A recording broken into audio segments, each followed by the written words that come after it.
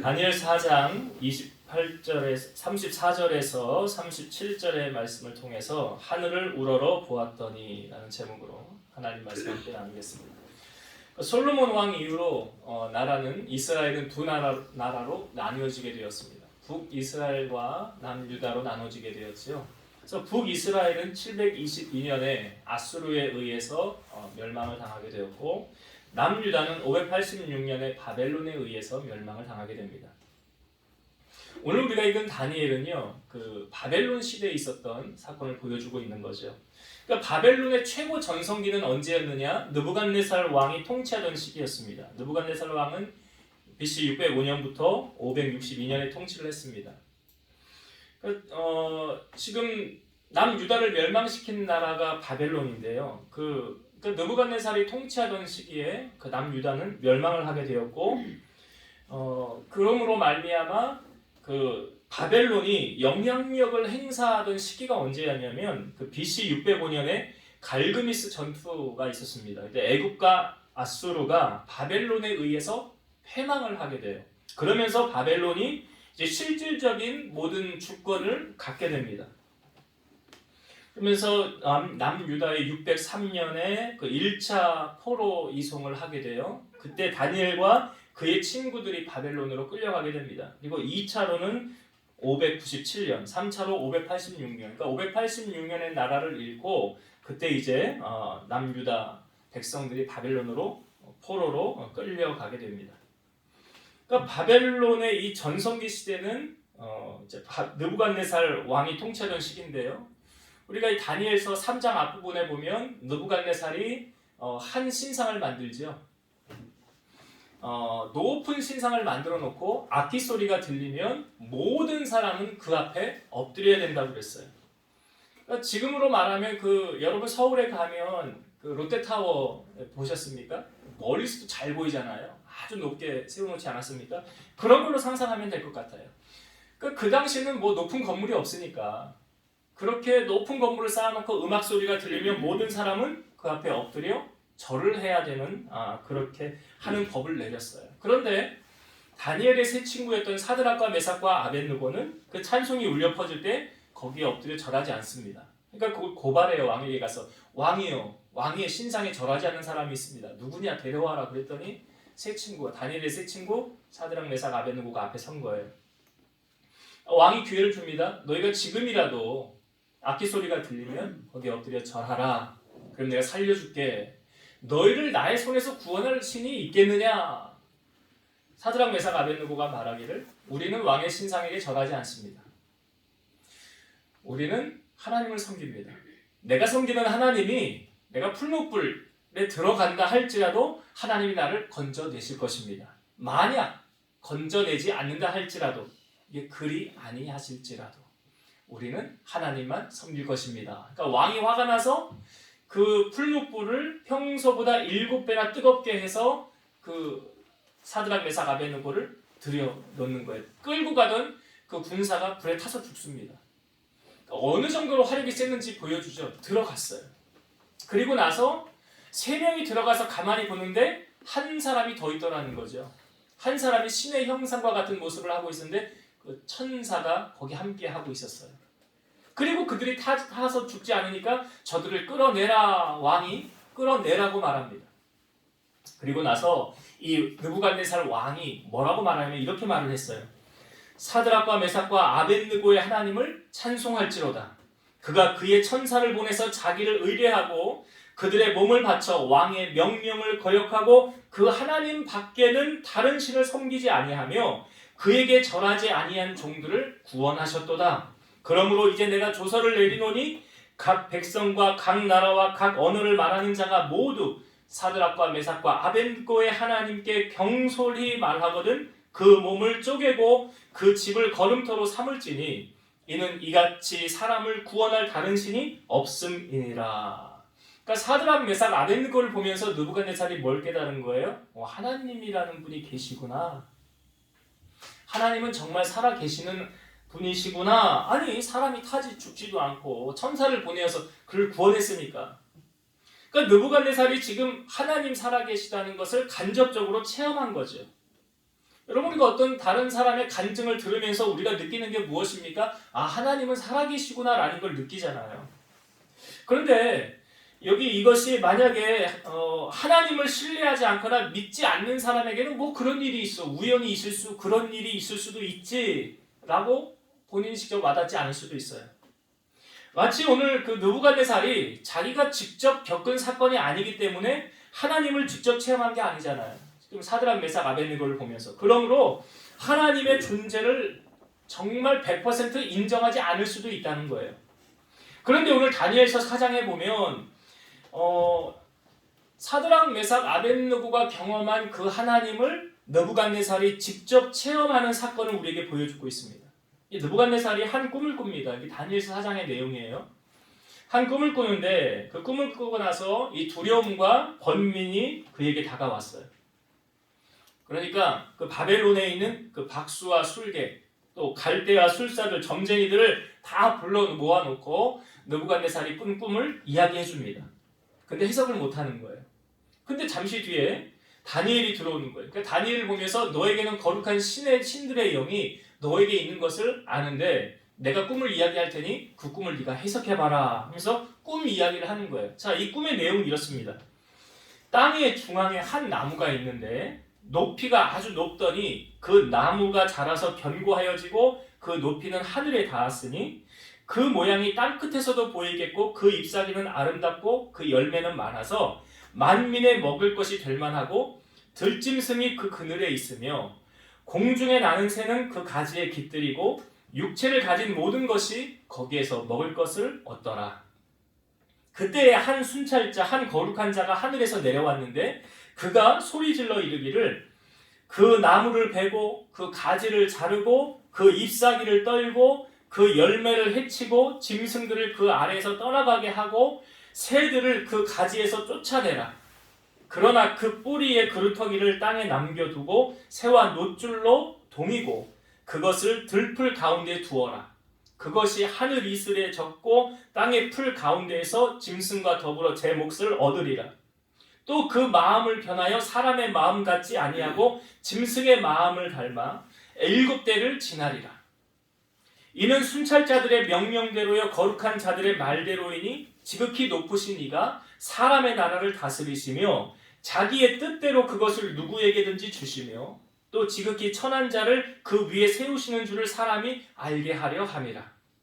내가 이 꿈을 꾸었는데 내 나라 모든 지혜자가 능히 내게 그 해석을 알게 하지 못하였으나 오직 너는 능히 하리니 이는 거룩한 신들의 영이 내 안에 있음이라. 이제 느부갓네살이 꾼 꿈을 얘기해 준 거예요. 이 성경에 있는 내용을 제가 그냥 인용해서 여러분들에게 읽어드렸어요. 그랬더니 다니엘이 그 꿈을 듣고 나서 이제 황당한 기색을 하면서 그 꿈이 왕에게 이루어지지 않았으면 좋겠다라고 하면서 그 해석을 이제 다니엘이 합니다. 왕께서 보신 그 나무가 자라서 견고하여지고 그 높이는 하늘에 닿았으니 땅끝에서도 보이겠고 그 잎사귀는 아름답고 그 열매는 많아서 만민의 먹을 것이 될 만하고 들짐승은 그 아래 살며 공중에 나는 새는 그 가지에 깃들었나이다. 왕이여 이 나무는 곧 왕이시라. 이는 왕이 자라서 견고하여지고 창대하사 하늘에 닿으시며 권세는 땅끝까지 미치심이니이다. 왕이 보신즉 한 순찰자 한 거룩한 자가 하늘에서 내려와서 이르기를 그 나무를 베고 없애라. 그러나 그 뿌리의 그루터기는 땅에 남겨두고 새와 노줄로 동이고 그것을 들풀 가운데 두라. 그것이 하늘 이슬에 젖고 또 들짐승과 더불어 제 몫을 얻으며 7대를 지나리라 하였나이다. 왕이여 그 해석은 이러하니이다. 곧 지극히 높으신 이가 명령하신 것이 내 주 왕에게 미칠 것이라. 왕이 사람에게서 쫓겨나서 들짐승과 함께 살며 소처럼 풀을 먹으며 하늘 이슬에 젖을 것이요 이와 같이 7대를 지날 것이다. 그때에 지극히 높으신 이가 사람의 나라를 다스리시며 자기의 뜻대로 그것을 누구에게든지 주시는 줄을 아시리이다. 또 그들이 그 나무 뿌리의 그루터기를 남겨두라 하였은즉 하나님이 다스리시는 줄을 왕이 깨달은 후에야 왕의 나라가 견고하리이다. 이게 다니엘이 느부갓네살 왕에게 해준 해석입니다. 그러니까 느부갓네살이 꿈을 통해서 이 하나님께서 깨우쳐 주고자 하는 것이 무엇일까요? 그러니까 하나님이 이 꿈을 주면서 정확히 1년 뒤에 느부갓네살에게 이루어집니다. 그 꿈의 내용이 삶으로 이루어지는 거예요. 자, 이 이루어진 사건을 한번 같이 볼게요. 4장 29절부터 보겠습니다. 4장 29절부터 제가 32절까지 볼게요. 12달이 지난 후에 내가 바벨론 왕궁 지붕에서 거닐세 나 왕이 말하여 이르되 이 큰 바벨론은 내가 능력과 권세로 건설하여 나의 도성으로 삼고 이것으로 내 위엄의 영광을 나타낸 것이 아니냐 하였더니 이 말이 아직도 나 왕의 입에 있을 때에 하늘에서 소리가 내려 이르되 느부갓네살 왕아 내게 말하노니 나라의 왕위가 내게서 떠났느니라 내가 사람에게서 쫓겨나서 들짐승과 함께 살면서 소처럼 풀을 먹을 것이요 이와 같이 7대를 지나서 지극히 높으신 이가 사람의 나라를 다스리시며 자기의 뜻대로 그것을 누구에게든지 주시는 줄을 알기까지 이르리라 하더라. 지금 느부갓네살이 그 꿈을 꾸고 난 지 이제 1년, 12달이면 1년이잖아요. 1년이 딱 되었을 때에 느부갓네살이 왕궁을 거닐면서 뭐라고 말합니까? 우리가 30절 읽었지만 느부갓네살 한 말이 이거죠. 이 큰 바벨론은 내가 능력과 권세로 건설하여 나의 도성으로 삼고 이것으로 내 위엄의 영광을 나타낸 것이 아니냐. 그러니까 지금 바벨론이 이렇게 부강하게 된 거, 번성하게 된 거 누구 덕이라는 거예요? 누구 덕이라는 거예요? 자기 덕이라는 거예요. 예, 내가 잘해서. 내가 이렇게 나라를 잘 다스리고 싸움을 잘하고 전략을 잘 짜서 이 나라가 이렇게 부강하게 된 것이 아니냐. 그건 느부갓네살의 착각이라는 거예요. 너 착각하지 마 이 말이죠. 자 17절을 여러분 한번 보세요. 4장 17절 비슷한 말씀인데요. 4장 17절의 말씀 이는 순찰자들의 명령대로여 거룩한 자들의 말대로이니 지극히 높으신 이가 사람의 나라를 다스리시며 자기의 뜻대로 그것을 누구에게든지 주시며 또 지극히 천한 자를 그 위에 세우시는 줄을 사람들이 알게 하려 함이라 하였느니라. 지극히 높으신 이가 누구예요? 하나님이잖아요. 그러니까 하나님이 나라를 다스리시고 통치하시고 누구에게든지 하나님이 주고 싶은 사람에게 주신다 그 말이죠. 25절 한번 봅시다. 25절 왕이 사람에게서 쫓겨나서 들짐승과 함께 살며 소처럼 풀을 먹으며 하늘 이슬에 젖을 것이요 이와 같이 7대를 지낼 것이라. 그때 지극히 높으신 이가 사람의 나라를 다스리시며 자기의 뜻대로 그것을 누구에게든지 주시는 줄을 아시리이다. 공통적으로 나온 게 지극히 높으신 이가 사람의 나라를 다스리시고 자기의 뜻대로 그것을 누구에게든지 주신다. 그러니까 지금 느부갓네살이 크게 착각하고 있는 게 뭡니까? 이 부강한 나라는 내가 건설한 것이다. 아니죠? 그게 아니다라고 지금 계속 성경이 말하고 있는 거예요. 하나님이 하시는 거예요. 여러분 로마서 14장 4절에 보면 그를 세우시는 권능이 주께 있음이라 라고 말하고 있어요. 사람을 세우는 거예요? 하나님이 세우시는 거예요. 여러분 돈 많이 벌고 싶죠? 부자 되고 싶죠? 근데 그 부자도 우리는 이런 말 하죠. 하늘이 낸다라는 말을 하잖아요. 신명기 8장 18절 내 하나님 여호와를 기억하라. 그가 너에게 재물 얻을 능력을 주셨습니다. 하나님이 나 돈 벌게 해주셔야 버는 거지 하나님이 도와주지 않으면 안 되는 원리를 성경은 우리에게 알려주는 거예요. 높은 자리나 낮은 자리나 마찬가지죠. 누가 세우신대요? 하나님이에요. 오늘 우리가 여기까지 온 것 우리가 잘해서 온 것 아니라고 저는 생각해요. 하나님의 도우심이 아니고는 불가능한 사건이죠. 시편 127편 1절 여호와께서 집을 세우지 아니하시면 세우는 자의 수고가 헛되며 여호와께서 성을 지키지 아니하시면 파수꾼의 깨어 있음이 헛되도다. 사람이 아무리 노력해도 하나님이 도와주지 않으면 안 되는 거예요. 하나님의 도우심이 있어야 되는 거예요. 여러분 바벨론의 멸망이 이제 다니엘서 여기 다음 장인 5장에 바벨론이 멸망하는 사건을 보여주고 있습니다. 그 바벨론의 마지막 왕이 누구냐면 벨사살 왕이거든요. 근데 그 벨사살 왕이 멸망을 하기 전에 다니엘이 느부갓네살 왕 이야기를 꺼냅니다. 한번 성경을 우리 같이 볼게요. 자, 5장 18절부터 한번 볼게요. 5장 18절부터 다니엘서 5장 18절입니다. 제가 읽어볼게요. 왕이여 지극히 높으신 하나님의 왕에 붙인 느부갓네살에게 나라와 큰 권세와 영광과 위엄을 주셨고 그에게 큰 권세를 주셨으므로 백성들과 나라들과 언어가 다른 모든 사람들이 그의 앞에서 떨며 두려워하였으며 그는 의미로 죽이며 임의로 살리며 임의로 높이며 임의로 낮추었더니 하나님이 그렇게 하셨던 건데 자 20절 그가 마음이 높아지며 뜻이 완악하여 교만을 행함으로 여기 누가요? 느부갓네살이 그렇게 행함으로 그의 왕위가 패한 바 되며 그의 영광을 빼앗기고 사람 중에서 쫓겨나서 그의 마음이 들짐승의 마음과 같았고 또 들나귀와 함께 살며 또 소처럼 풀을 먹으며 그의 몸이 하늘 이슬에 젖었으며 지극히 높으신 하나님이 사람 나라를 다스리시며 자기의 뜻대로 누구든지 그 자리에 세우시는 줄을 알기에 이르렀나이다. 이 느부갓네살이 왕의 자리에서 쫓겨나서 이런 일을 당할 줄은 아무도 몰랐다는 거죠. 근데 이 일을 누가 행하셨다는 거예요? 하나님이 행하셨다는 거예요. 하나님이. 22절, 23절 마저 볼게요. 벨사살이여 왕은 그의 아들이 되어서 이것들을 다 알고도 아직도 마음을 낮추지 아니하고 도리어 자신을 하늘의 주제보다 높이며 그의 성전 그릇을 왕 앞으로 가져다가 왕과 귀족들과 왕후들과 후궁들이 다 그것으로 술을 마시고 왕이 또 보지도 듣지도 알지도 못하는 금은 구리 쇠와 나무 돌로 만든 신상들을 찬양하고 도리어 왕의 호흡을 주장하시고 왕의 모든 길을 작정하시는 하나님께는 영광을 돌리지 아니한지라.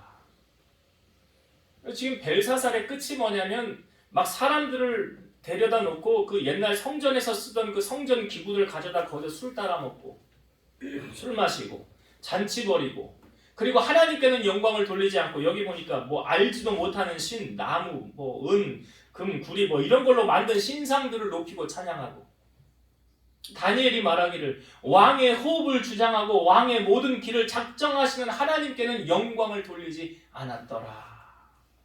그러므로 말미암아 벨사살이 죽임을 당하고 바벨론이 나라가 패망을 당한 거예요.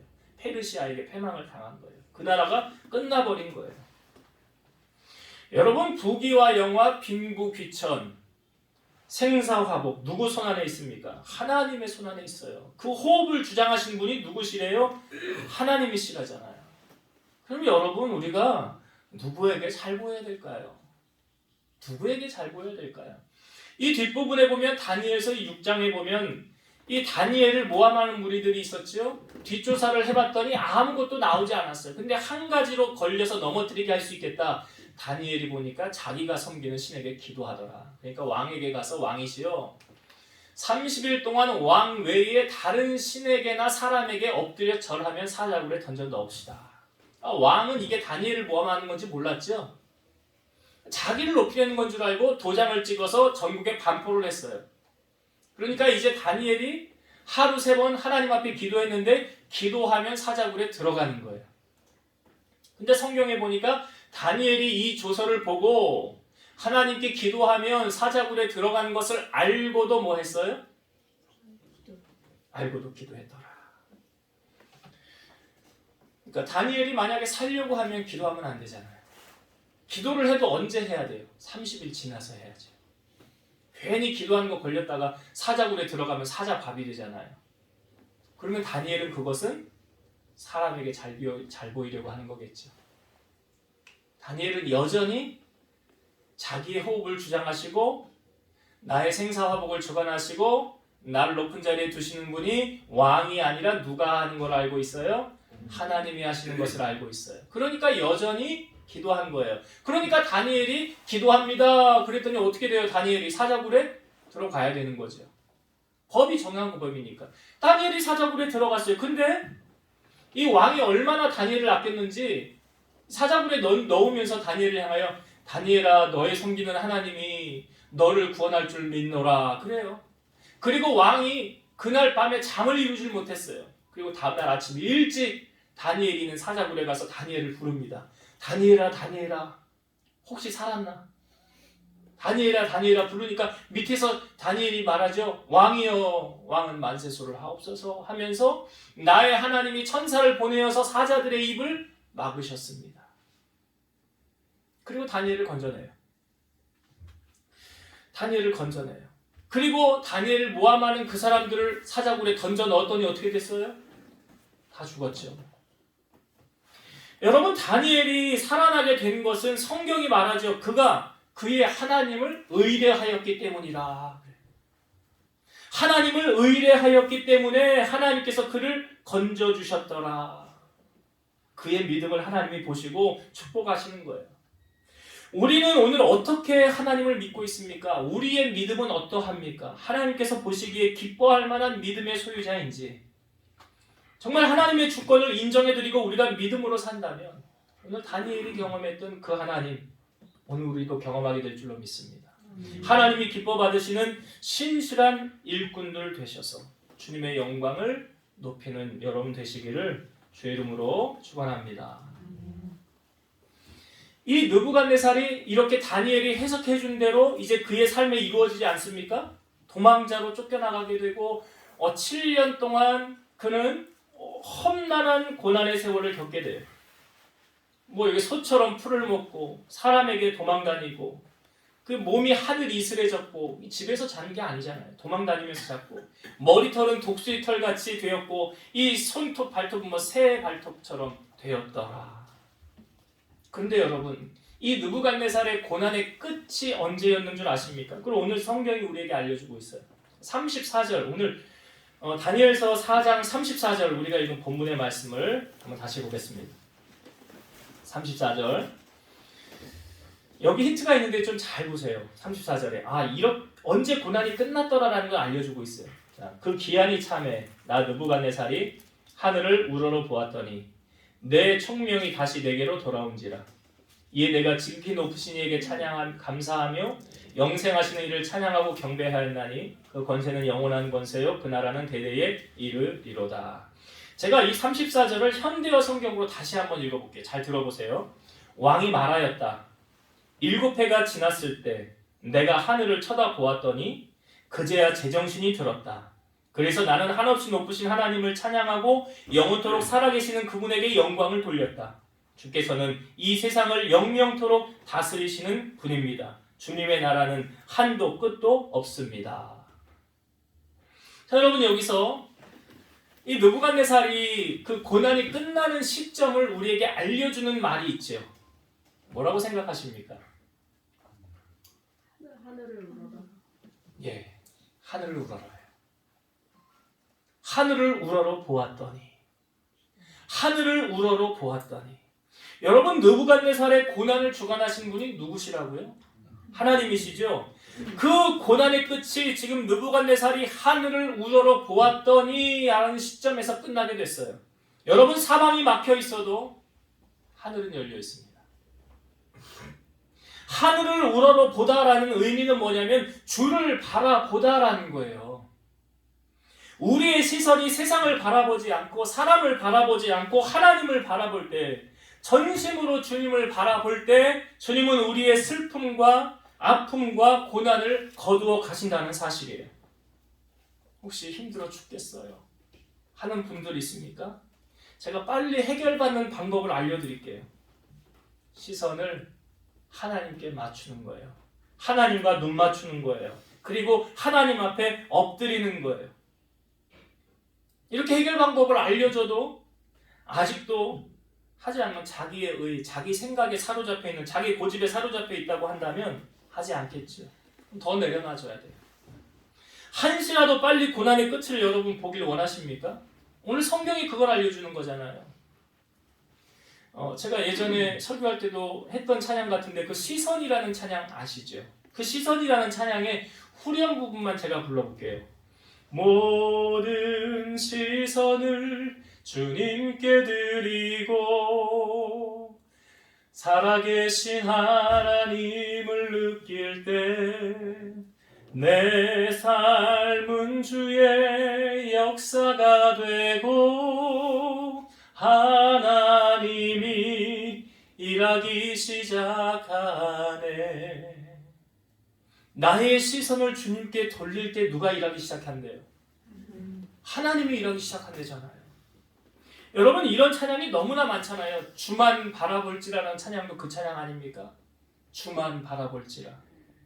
또 괴로울 때 주님의 얼굴 보라. 후렴이 어떻게 돼요? 눈을 들어 주를 보라. 내 모든 염려 주께 맡겨라. 눈을 들어 주님을 바라보라. 왜 그럴까요? 그 고난의 끝이 주님을 바라보는 순간 해결된다는 거예요. 여러분, 세상을 보면 망합니다. 롯의 아내가 그 소돔성에서 탈출할 때 뒤를 돌아보지 말라고 그랬잖아요. 근데 뒤를 돌아봤어요. 왜요? 세상에 미련이 남아서 그런 거잖아요. 세상 바라보면은 망하는 거예요. 그러나 위기 가운데서 여호사밧은 어떻게 했습니까? 우리가 어떻게 할 줄을 알지 못하고 주만 바라봅니다 그러잖아요. 주님만을 바라보았더니 그 전쟁에서 하나님이 승리를 허락해 주셨어요. 전쟁에서 이기고 하나님이 재물도 그들에게 허락해 주셨다는 사실. 오늘 느부갓네살의 그 고난의 끝이 언제입니까? 하늘을 우러러 보았더니. 여러분, 하늘을 바라보세요. 여러분, 하나님을 바라보세요. 그리고 하나님 앞에 엎드리세요. 이것이 나의 고난의 끝이요, 이제 새로운 시작이라는 것을 성경은 우리에게 정확하게 알려주고 있어요. 누굴 통해서? 느부갓네살을 통해서. 여러분, 하나님 앞에 나오는 게 제일 먼저예요. 그리고 그분 앞에 엎드리고요, 그분을 바라보는 게 우리의 인생의 전환점, 출발점이 될 수 있다는 사실. 이걸 여러분 잊지 마세요. 아, 이렇게 하니까 끝나는구나, 이렇게 하니까 새롭게 하나님이 인생을 열어가시는구나 라는 것을 오늘 느부갓네살을 통하여 우리에게 정확하게 알려주고 있더라. 한 가지만 더 은혜를 나누고 마칠게요. 여러분, 하나님께서 지금 일꾼으로 쓰려고 하는 사람, 성경에도 우리에게 너무나 많이 보여주고 있는데요, 하나님의 일꾼으로 선택된 사람을 하나님이 사용하시기 전에 하는 훈련이라는 것이 있죠. 연단이라고도 말합니다. 지금 느부갓네살을 보면 그 느부갓네살이 자기 입으로 말한 것이 있어요. 내 위에 사람 없다라고 말하잖아요. 내가 건설했다 이 나라 말하잖아요. 그러니까 모든 사람이 느부갓네살 앞에서 어떻게 벌벌벌 떨겠죠. 그 말이 법이고요. 최고 권력자 아닙니까? 굽신거릴 수밖에 없죠. 그러니까 당연히 교만이 하늘을 찔렀겠죠. 하나님이 이런 사람을 쓰실 수 있겠어요? 하나님 교만한 사람을 쓰실 수 없어요. 여러분, 느부갓네살이 7년의 고난을 겪고 난 다음에 그가 어떻게 변했는지를 한번 볼까요? 37절을 봅시다. 마지막 절인데요. 그러므로 지금 나 느부갓네살은 하늘의 왕을 찬양하며 칭송하며 경배하노니 그의 일이 다 진실하고 그의 행하심이 의로우심으로 교만하게 행하는 자를 그가 능히 낮추심이라. 느부갓네살이 지금 누구를 찬양해요? 그전에는 다 자기만 높였잖아요. 자기만 신상 세우고 내가 한 거야, 너희를 나를 높여야 돼, 그렇게 했던 이 느부갓네살이 어떻게 바뀝니까? 하나님께 영광을 돌리잖아요. 하나님을 칭송하며 경배하잖아요. 그러면서 그가 이 성경의 37절의 마지막 부분을 보세요. 교만하게 행하는 자를 그가 능히 낮추심이라. 교만하게 행하는 자를 그가 능히 낮추심이라. 느부갓네살의 교만이 하늘을 찔렀잖아요. 누가 그를 변화시킬 수 있겠습니까? 아무도 그를 변화시키지 못해요. 근데 누가 그를 바꿔나가요? 여러분, 하나님을 대항하여서 싸워 이길 수 있는 사람이 있습니까? 없습니까? 없어요. 오늘 말씀에도 보았지만 하나님은 자기 뜻대로 다 하십니다. 자기 하고 싶은 대로 다 하세요. 그러니까 요나가 니느웨로 가라는데 말 안 들었잖아요. 근데 그 배에 탄 사람들이 나를 던져라, 바다에 던져라 했는데 우리가 어떻게 던질 수 있냐. 그러면서 자기 신들에게 빌어도 안 되니까 결국은 요나를 들어 바다에 던지려고 할 때 그들이 한 말이 이거예요. 그 무리가 여호와께 부르짖어 이르되 여호와여 구하고 구하오니 이 사람의 생명 때문에 우리를 멸망시키지 마옵소서. 무죄한 피를 우리에게 돌리지 마옵소서. 주 여호와께서는 주의 뜻대로 행하심이니이다. 한번 따라합시다. 주 여호와께서는 주의 뜻대로 행하십니다. 그러니까 여러분, 하나님을 대항해서 내가 이기겠다? 천만의 말씀. 못 이겨요. 느부갓네살 보세요. 못 이기잖아요. 한 나라의 최고 권력자. 당대에 그를 대항할 만한 사람이 아무도 없다고요. 그 최고 권력자라고요. 그런데 그가 하나님 앞에 꼭 부러지잖아요. 하나님 못 이겨요. 아무리 높은 사람이라도. 그러니까 이 7년의 이 고난의 세월을 통해서 하나님이 뭐 한 거예요? 그 바꿔나가시는 거 아닙니까? 여러분, 하나님이 우리를 쓰실 때 우리의 모난 성품을 가지고 하나님은 어떻게 우리를 통해서 일하실 수 있겠어요? 안 되니까 뭐 하시는 거예요? 연단시키는 거 아니에요. 너 그거는 버려야 되는데, 너 그건 고쳐야 되는데, 너 그 교만 내려놔야 되는데, 너 그 자존심 언제까지 세울래? 그거 하나님이 꺾으시고 내려놓고 변화시키시려고 이 훈련을 시키는 거 아닙니까? 그래서 시편 기자는 시편 119편 71절 고난 당한 것이 내게 유익이라 이로 말미암아 내가 주의 율례들을 배우게 되었나이다. 사실은 저는 이 말씀 별로 좋아하지 않아요. 왜냐하면 고난을 겪어야만 변화된다고 한다면, 예? 고난을 겪어야만 변화된다고 한다면 여러분 고난 당하고 싶으세요? 고난 겪고 싶으세요? 나는 고난 당하지 않고 여자는 고개를 흔드시는데 나는 고난 당하기 싫어. 난 고난 당하지 않고 난 그냥 하나님 축복을 누리고 살아가고 싶어. 그렇다고 한다면 오늘 이 말씀에 우리에게 알려주는 지혜가 있잖아요. 아, 내가 부렸던 이 고집 때문에, 내가 부렸던 이 교만 때문에 하나님 지금 나를 다듬어 가시고 나를 만들어 가시려고 이 모든 일을 행하시는구나 라고 우리가 캐치한다면, 여러분 이것을 빨리 통과하고 싶으면 여러분 어떻게 해야 돼요? 내가 죽어지면 돼요. 네. 내 혈기가 죽어지면 돼요. 내 교만, 내 자존심이 죽어지면 돼요. 그래서 성경에 보면 하나님의 미랄이 땅에 떨어져 죽으면 많은 열매를 맺는다고 그러잖아요. 죽지 아니하면 하늘 그대로 있는다고 그러잖아요. 그러니까 내 삶을 통해서 하나님의 선한 열매가 많이 드러나길 원하면 내가 죽어지면 돼요. 나를 부인하면 돼요. 그게 뭐예요? 예수님 따라가는 제자의 모습이에요. 자기 십자가를 지고 주님을 따라가는 거예요. 자기를 부인하고 주님 따라가는 거예요. 이게 제자로서의 삶의 모습이에요. 이게 예수님께서 우리를 사용하는 사람의 전제 조건이에요. 오늘 그 모습을 주님이 우리에게 요구하시는 거예요. 이제 말씀을 정리하고 마치도록 하겠습니다. 여러분, 느부갓네살 왕의 꿈을 통해서 하나님께서 느부갓네살에게 주고자 하는 메시지는 뭐냐면, 자, 느부갓네살이 그 꿈을 꾸고 1년 뒤에 자기가 했던 말이 뭐라고요? 내가 이 거룩한 나라를 이루었다. 내 손과 내 능력으로 행하였다. 그 말이 떨어지자마자, 그러니까 오늘 성경 우리에게 뭐라고 말합니까? 하나님께서 주고 싶은 자에게 주는 거예요. 하나님은 하나님의 뜻대로 행하시는 거예요. 그러니까 나라도 누가 통치하는 거예요. 여러분, 실상은 뭐 대통령이 한다, 뭐 의원이 한다, 장관이 한다. 성경은 그렇게 말하고 있지 않아요. 하나님이 통치하시고 다스리신다라고 말하잖아요. 하나님의 주권이다라고 말하잖아요. 오늘 여러분, 우리가 하나님의 주권을 인정한다고 한다면, 하나님이 이 모든 일을 다스리신다고 한다면, 우리의 생사하고 그 모든 것을 주관하시는 분이 하나님이시라고 한다면, 여러분, 하나님은 어떻게 섬겨야 되겠어요? 하나님께 어떻게 해야 되겠어요? 오늘 느부갓네살을 통하여 우리에게 보여주는 거예요. 사람에게 잘 보이려고 하지 마시고, 사람에게 아부하지 마시고, 하나님께 하세요. 하나님께 엎드리시고.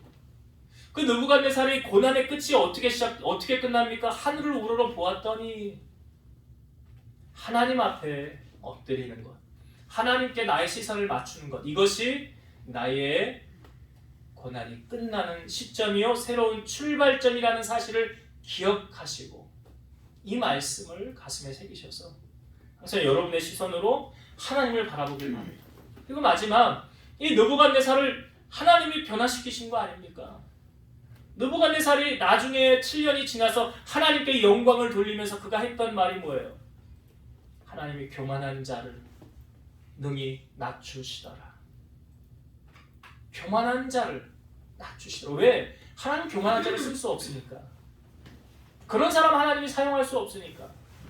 우리가 하나님의 자녀, 하나님의 일꾼이라고 한다면 우리 안에 악하고 더러운 속성들을 하나님이 보시고 내가 너를 써야 되는데 너 이거는 버려야 되겠다 라고 할 때 그런 것들 여러분이 빨리 내려놓으세요. 빨리 버리세요. 그리고 자기를 비우세요. 사도 바울은 말하잖아요. 내가 그리스도와 함께 십자가에 못 박혀 죽었나니. 그 그런즉 이제 내가 사는 것이 아니요 내 안에 그리스도께서 사시는 것이라. 나를 비우고 내가 죽어지면 주님이 오케이 됐어 합격 하면 그 다음부터 하나님이 들어서 마음껏 사용하시지 않겠어요? 오늘 그 시점 그때를 바라보면서 여러분들 안에 있는 모든 악하고 더럽고 추한 나의 악함을 다 십자가 앞에 내려놓으시고 하나님만을 바라보고 겸손히 주님만을 따라가는 주님의 제자로서 나아가는 여러분 되시기를 주의 이름으로 축원드립니다. 기도하시겠습니다. 생사화복을 주관하시는 하나님, 하나님께서는 친히 하나님께서 모든 것을 하나님의 뜻대로 행하신다고 하셨습니다. 그러기에 우리가 이 땅을 살아가면서 사람에게 의지하지 않고 또한 돈을 의지하지 않고 하나님만을 의지하며 나아가는 우리 성도들이 되게 하시고 우리의 인생의 모든 고난의 끝은 하나님을 바라볼 때 느부갓네살이 여호와를 우러러 바라볼 때 그 모든 것이 끝났더라고 했습니다. 항상 우리의 시선이 하나님을 떠나지 않게 하시고 하나님께 눈맞춤을 통해서 하나님께 기업된 바 된 인생이 되게 하시고 하나님께서